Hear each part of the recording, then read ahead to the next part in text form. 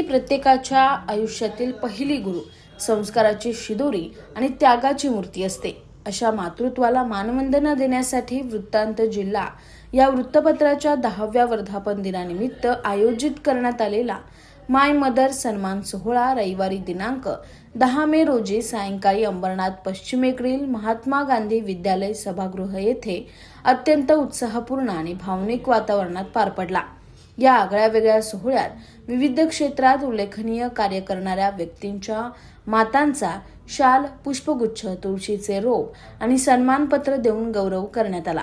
एकूण 18 मातांचा सन्मान करण्यात आला असून मातृशक्तीच्या गौरवासाठी आयोजित या कार्यक्रमामुळे सभागृहात भावनिक वातावरण निर्माण झाले होते.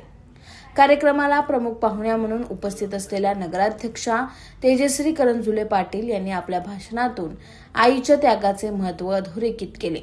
आईचा सन्मान करणे ही अत्यंत अभिमानास्पद बाब आहे. आईमुळेच प्रत्येक व्यक्ती घडते. समाजाने मातृत्वाचा गौरव जपला पाहिजे असे सांगताना त्या भावूक झाल्या.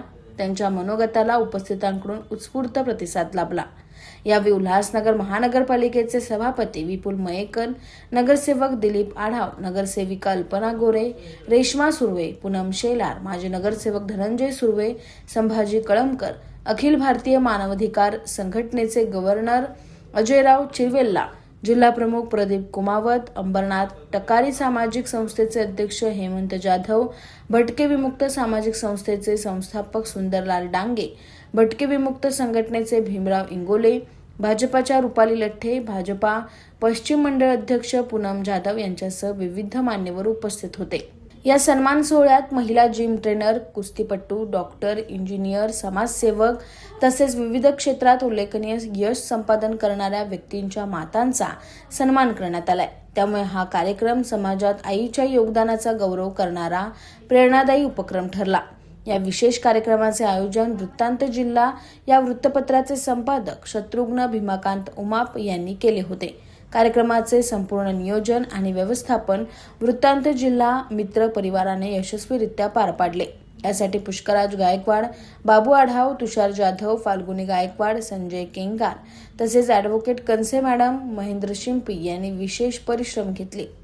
उपस्थित नागरिकांनी या उपक्रमाचे भरभरून कौतुक करत आईच्या सन्मानासाठी आयोजित असा भावनिक आणि प्रेरणादायी कार्यक्रम समाजासाठी दिशादर्शक आहे अशा भावना व्यक्त केल्या आहेत. कार्यक्रमाचे सूत्रसंचालन अशोक नाईक यांनी केले.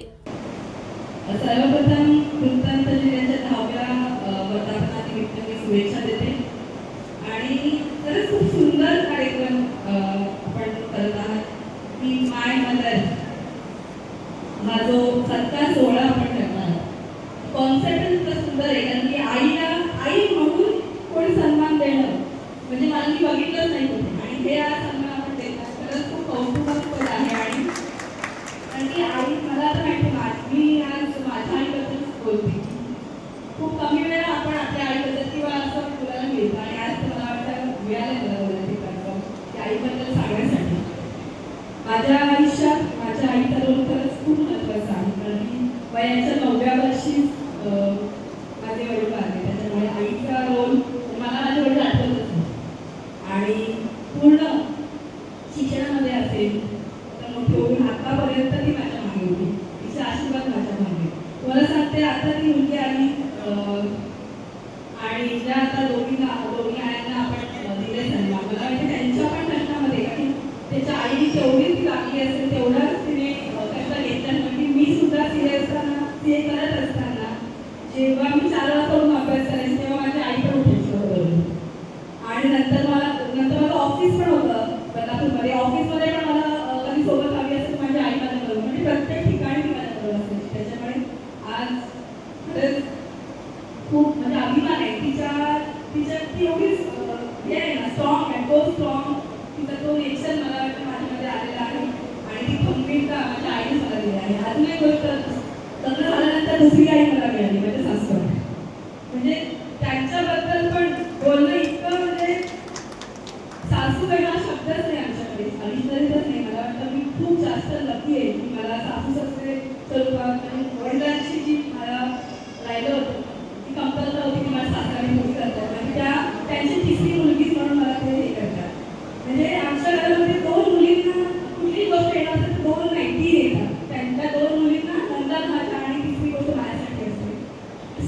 सेम